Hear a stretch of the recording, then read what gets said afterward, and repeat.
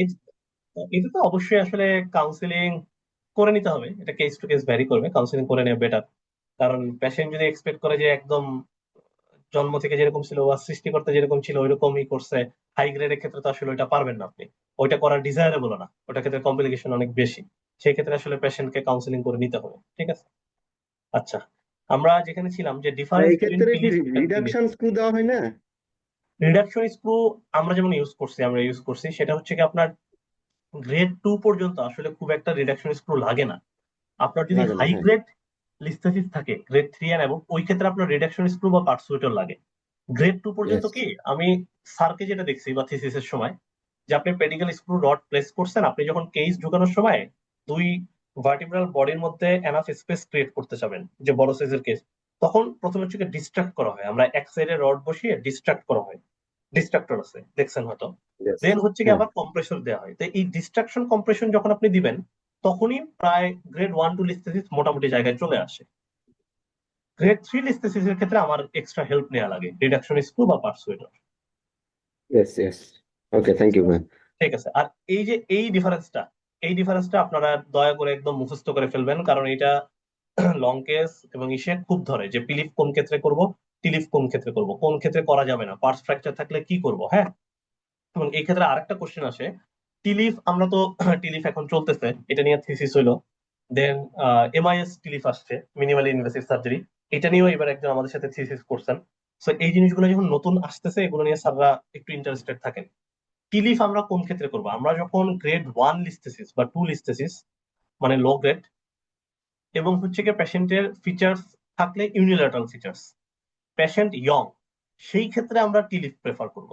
High grade listhesis এর ক্ষেত্রে দেন হচ্ছে কি আমার এলসিএস বা নিউরোজেনিক ক্লডিকেশন নিয়ে আসছে পেশেন্ট, অথবা তার বাইলেটারাল রেডিকুলোপ্যাথি, পার্স ফ্র্যাকচার আছে, এইসব ক্ষেত্রে আমরা কখনোই টিলিফ করব না। এইসব ক্ষেত্রে আমার চয়েসই থাকবে পিলিফ।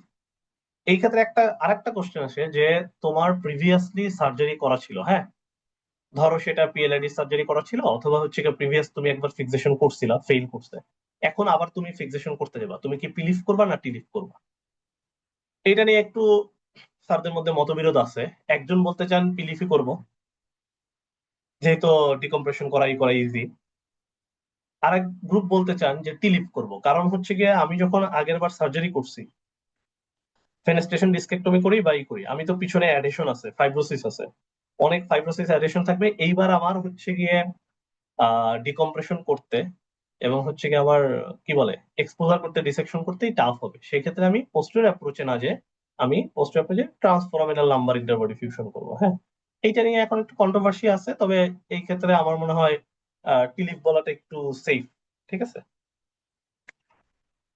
জি, এইটা একটু খেয়াল রাখবেন, এটা আপনারা মুখস্থ করে রাখবেন একটু ডিফারেন্সটা। আর হচ্ছে কি এইটা এই যে পোস্টার ল্যাটার ফিউশন যেটা বলতেছিলাম, যে এই বরাবর আমরা ল্যাটারাল গাটার বরাবর এই দিয়ে আমরা ফিউশন করে দিই, হ্যাঁ, ইন্টার ট্রান্সভার্স ফিউশন মোটামুটি।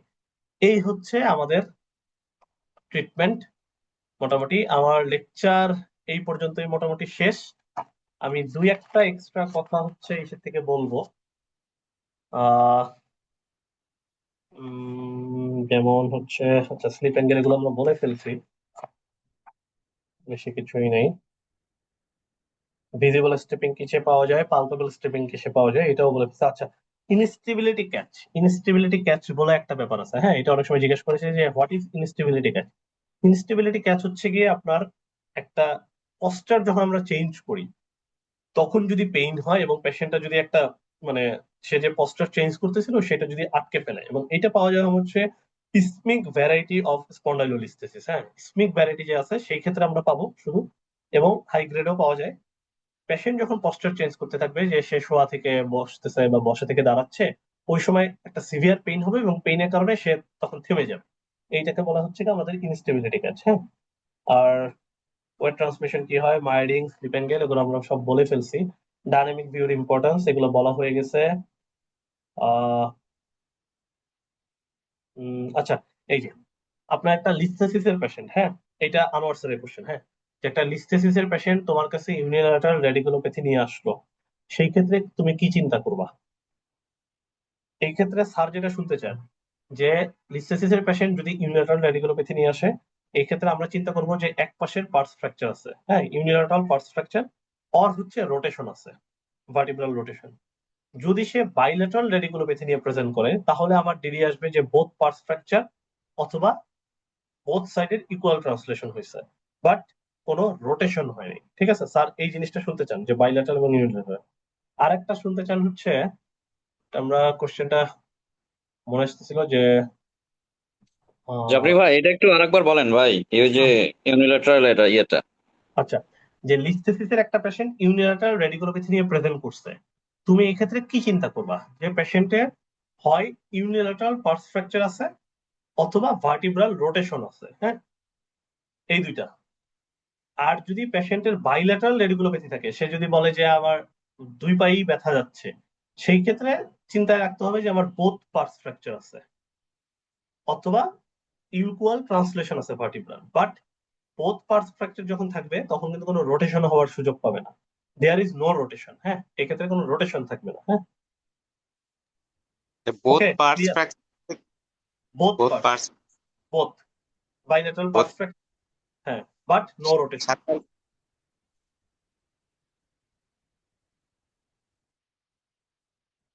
আচ্ছা, আরেকটা খুব কমন কোশ্চেন আছে, আচ্ছা এটাই আমি মনে করার চেষ্টা করতেছিলাম, খুব কমন একটা কোশ্চেন আছে, সেটা হচ্ছে গিয়ে লিস্থেসিসের ক্ষেত্রে কোন নার্ভ রুট ইনভলভ হয়? হ্যাঁ, এটা খুবই কমন কোশ্চেন, লিস্থেসিসের ক্ষেত্রে কমনলি কোন নার্ভ রুট ইনভলভ হয়? ভাই এক্সিটিং, আচ্ছা, এক্সিটিং। পিএলআইডি এর ক্ষেত্রে কোন নার্ভ রুট কমনলি ইনভলভ হয়? কমনলি ট্যাভার্সিং। ট্রাভার্সিং। আচ্ছা, লিথেসিসের ক্ষেত্রে এক্সিটিং কেন কমনলি হচ্ছে? পরের কোশ্চেনই এটা, আপনি পারছেন, পারলেই পরের কোশ্চেন থেকে যায় যে কেন এক্সিটিংটাই হচ্ছে। কারণ আমাদের exiting nerve root corresponding vertebral ও ইয়ার উপরের লেভেলে যাচ্ছে।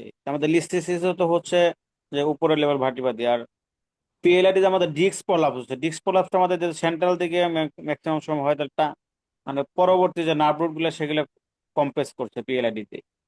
এটা এটা একটা ব্যাখ্যা, এটা স্যাররা মানেন, এটা সমস্যা নেই, এটা একটা ব্যাখ্যা। সাথে আরেকটা ইয়ে হচ্ছে কি, আপনার যখন লিস্থেসিস হয় আমাদের যে ডিস্কটা অ্যাটাচ থাকে, হ্যাঁ, অ্যানুলাসটা এবং এটা হচ্ছে কি আমার কেফালার ভার্টিব্রার সাথে অ্যাটাচ থাকে বেশি। তো যখন সে কেফালার ভার্টিব্রাটা অ্যান্টেরিয়রলি চলে গেল, এই অ্যানুলাসটা কিছুটা তার সাথে যায় আর কিছুটা মনে হয় যে আমার এটা মানে posteriorly placed in comparison to the translated vertebra. So তখন এটাকে একটা সিউডো হার্নিয়েশনের মতন মনে হয়, হ্যাঁ, সিউডো হার্নিয়েশন। এবং এইটাকে আমরা রিডান্ডেন্ট ডিস্ক বলি। এইটার কারণে এটা এসে তো আমার অ্যান্টেরিয়র পোস্টেরিয়র যে ডায়ামিটারটা আছে সেটা কমায় দেয়। দুই নম্বর হচ্ছে কি ডিজারেটিভ ডিসথেসিসের ক্ষেত্রে আমার যখন ফ্যাসেট জয়েন্ট হাইপারট্রফি হয়, আমার যখন অস্টিওফাইট আসে এন প্লেট থেকে ওই থেকে, এইটা হচ্ছে কি কেফালোকডাল মানে উপরের নিচের যে ডায়ামিটার এটাও কমায় দেয়, হ্যাঁ।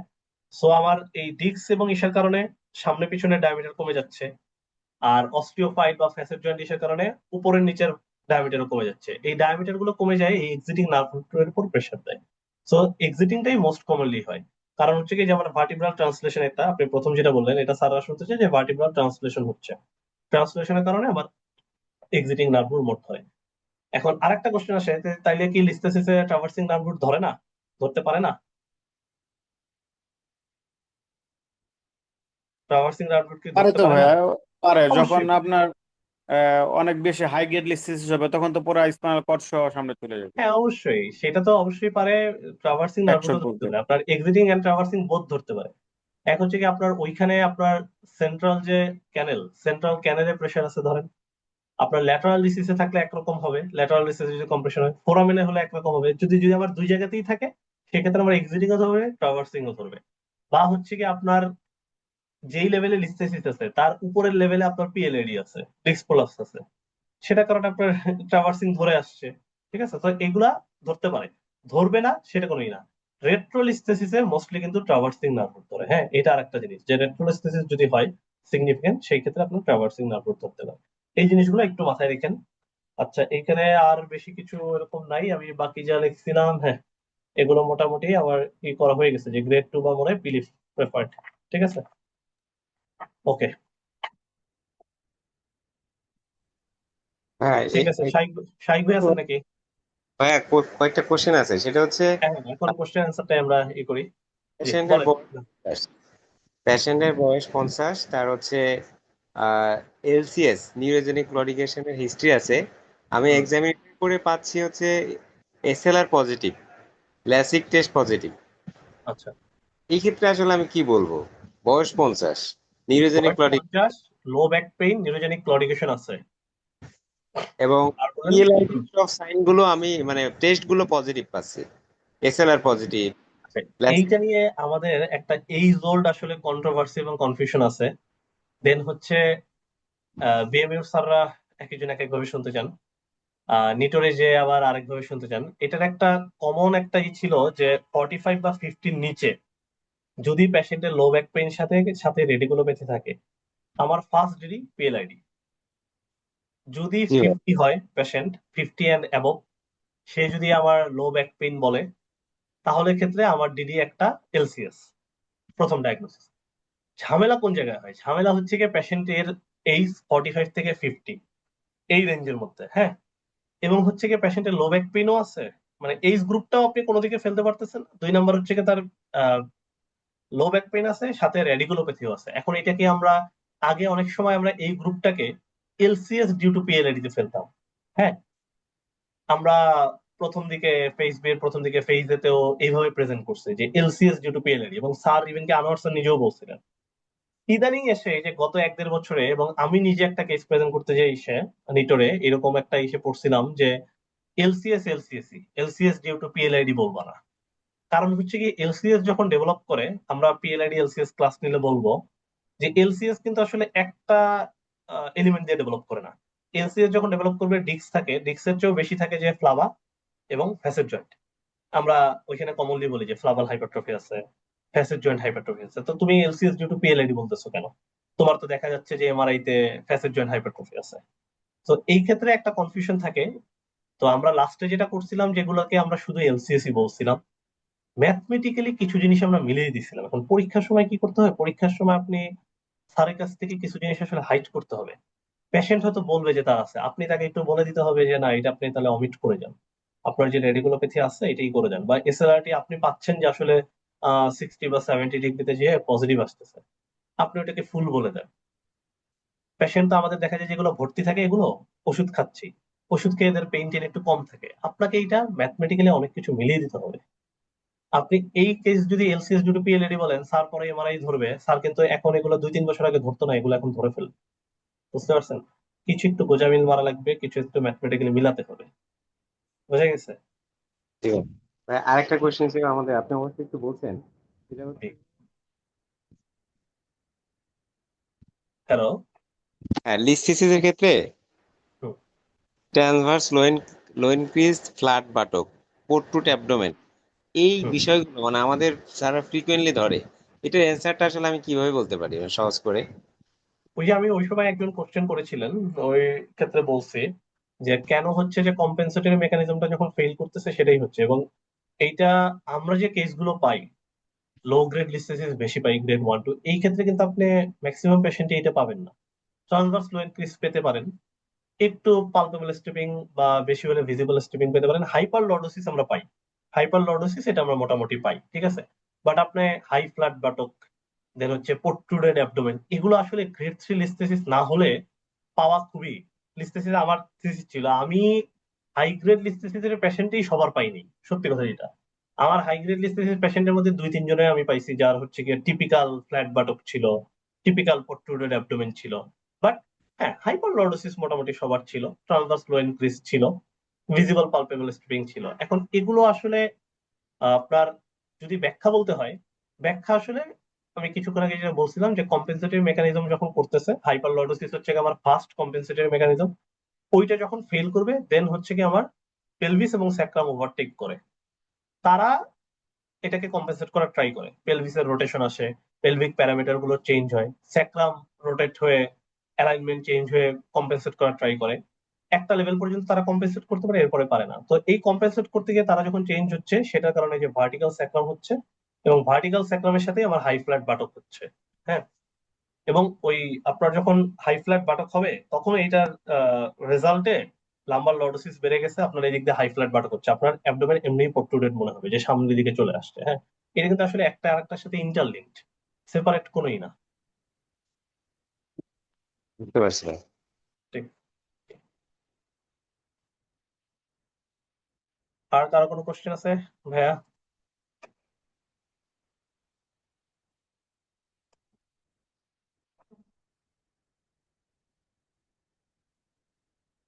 শাহিদ ভাই কি আছেন? আচ্ছা, আমি পার্টিসিপেন্ট দেখতে পাচ্ছি এখন একটু কম আছে, 16 জন। শাহেক ভাই ঘুমায় ঘুমায় ভাই, শাহেক ভাই ঘুমাচ্ছে? ঘুমাইতেছে। আচ্ছা, সাইক ভাই ঘুমাইতে পারে, হ্যাঁ, আমার দায়িত্ব দিয়ে ঘুমাচ্ছে। ফ্রি ফ্রি ক্লাস নেওয়া, দেখছো, ফ্রি ফ্রি ক্লাস নেওয়া, ঘুমাচ্ছে। পিএলআইটির ভাই পেইন আর ক্লাসটা অত্যন্ত সুন্দর হয়েছে, অনেক কিছু কনফিউশন ছিল, ক্লিয়ার হলো। খুবই ধন্যবাদ ভাই আপনাকে।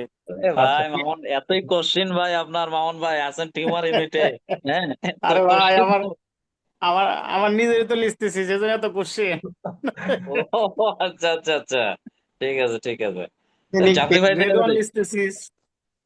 শোনায় নয়, আপনি জাফরি ভাইরে ডিউটি করে নেন, চলেন যাই। আচ্ছা, জাফরি ভাই, কারণ, জি, নিউরোজেনিক ক্লডিকেশনের পেইন আর পিএলআইডির পেইনের ডেসক্রিপশনটা কিভাবে বলবো প্রেজেন্টেশনে? আচ্ছা আচ্ছা। নিউরোজেনিক ক্লডিকেশনের আমাদের স্যার যেটা শুনতে চেত, মানে কামরুল স্যার একটা ডেফিনেশন দিছিলেন, আর আনোয়ার স্যার যেটা এটা বলছিলেন, মানে as far as I recall, যে বাইল্যাটারাল সিমেট্রিক্যাল পেইন এবং ডিফিউজ পেইন, হ্যাঁ, এটা not related to any dermatomal distribution. Sir যেটা শুনতে চাই যে এটা কোনো ডার্মাটোমাল ডিস্ট্রিবিউশন দ্বারা আপনি ডিফাইন করতে পারবেন না। ডিফিউজ পেইন থাকবে, বাইল্যাটারাল থাকবে, সিমেট্রিক্যাল থাকবে, and it will be associated with variable walking distance. মানে আপনার প্রথমে যে ওয়াকিং ডিস্টেন্স ছিল সেটা আস্তে আস্তে ডে বাই ডে কমতে থাকবে। বাট আপনার পিএলআইডির যে পেইন, এটা দেখা যাবে যে একটা ডেফিনিট ডার্মাটোমাল প্যাটার্ন নিয়ে যাবে। মোস্ট ইম্পর্টেন্ট থিং, আপনার ম্যাক্সিমাম ক্ষেত্রেই ইউনিল্যাটারাল থাকবে। এবং নিউরোজেনিক ক্লাউডিকেশন একটু হচ্ছে গিয়ে ডিফিউজ ভেগ পেইন, ডাল অ্যাকিং পেইন। আর পিএলআইডির পেইন কিন্তু আপনার অনেক ক্ষেত্রেই হচ্ছে গিয়ে টিংলিং নামনেসের সাথে প্যারাস্থেসিয়ার সাথে থাকার কারণে অনেক সময় শার্প শুটিং টাইম পেইন হয়। অনেক সময় হচ্ছে গিয়ে আপনার কি বলে সাইটিক পেইন, যেটা হয় যে শার্প শুটিং টাইপ পেইন হয়। ইউনিল্যাটারাল হয় একটু করলে মোটামুটি স্যাররা মেনে নেয়। কিন্তু ক্লডিকেশন পেইনের ক্ষেত্রে অবশ্যই এটা বলেন যে diffuse pain and associated with variable walking distance. ভাই নাইটের সাথে এই পেনের কোনো সম্পর্ক আছে, যে রাতে বারে বা কম এরকম এই পেন গুলো, বা রাতে অনেকে দেখা যায় যে রাতে বেশি হয়, যে দিনের শেষে রাতে গিয়ে পেনটা বেশি হচ্ছে, দিনে কম। ক্লডিকেশন পেইন, ক্লডিকেশন পেইন রাত নাইট ডে এর সাথে সম্পর্ক আছে? না, এরকম কিছু তো আমার মনে পড়তেছে না। ভাই পজিশনের আপনার ক্ষেত্রে কি আছে। বারে, মামুন ভাই আপনার কি রাত্রে ব্যথা হয়? তাহলে আমরা মিলাই। আপনার তো আছে। একটু হয়তো হাসপাতাল থেকে আসার পর একটু ব্যথা লাগে। ওটা নিটোরের কারণে এটা মিলে গেছে, মানে নিটোরের ডিউটির কারণে লিস্থেসিসের মধ্যে মনে হচ্ছে ওটা, বুঝছেন? আপনি নিটোর ত্যাগ করলে ওই ব্যথা থাকবে না। ইনশাল্লাহ ইনশাল্লাহ। ঠিক ভাই আছে, আর কারো ধন্যবাদ। কোনো কোশ্চেন টোশ্চেন ভাই থাকলে ওই আপনাদের গ্রুপেই দিয়ে দিন, শাইক ভাইয়ের মাধ্যমে ইনশাল্লাহ আমি পেয়ে যাব। তাইলে আজকের ক্লাস এখানেই করি, সমাপ্ত করি আশা করি। আর কারো খুব বেশি একটা কোশ্চেন নাই? জি ভাই ধন্যবাদ, অত্যন্ত কিসের সুন্দর উপর ই ক্লাস। করা উচিত? নেক্সট জি ভাই জি। নেক্সট এমফাসিস দিলে কিসের উপর দেওয়া উচিত? পিএলআইডি ভাই, পিএলআইডি। পিএলআইডি? পিএলআইডি তো ভাই খুব আপনি মানে ওয়েল নোন টপিক। ভাই আপনি এই স্পাইনের গুলো, হ্যাঁ পিএলআইডিও ইয়ে করতে পড়ান ভাই আমাদের একটু। আচ্ছা, তাহলে সামনে পিএলআইডি আমি জাস্ট খালি মানে কনফিউজিং ব্যাপারগুলো, কন্ট্রাডিক্টরি ব্যাপারগুলো নিয়ে একটা করবো না, কারণ পিএলআইডি তো আসলে অনেক ভাস্ট। এটা সম্বন্ধে সবাই আসলে মোটামুটি জানে। আমি খালি যে যে জায়গায় কনফিউশন হয় স্যাররা যেগুলো করে, ওগুলো নিয়ে আমি একটু ধরবো জি না। জি জি ভাই, জি জি জি, পরীক্ষায় যতটুকু লাগে আর কি। ওকে, ঠিক আছে, জি ভাই, ইনশাল্লাহ। জি আল্লাহ আসসালামু হাফেজ আলাইকুম। তাহলে। জি। আল্লাহ হাফেজ।